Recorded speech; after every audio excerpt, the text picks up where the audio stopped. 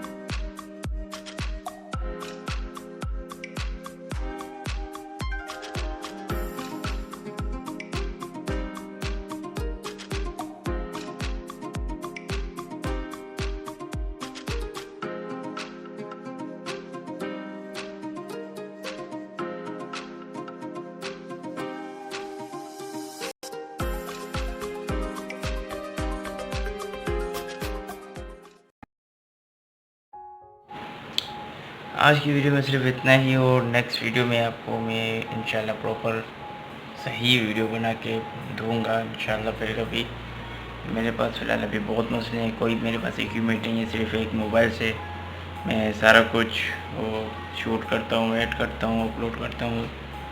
Computer नहीं है, कोई इक्विपमेंट नहीं है, कोई यहाँ तक कि वो हैंडल होता है वो भी नहीं है, मोबाइल स्टैंड नहीं है, nothing, just one phone and this is power of mobile.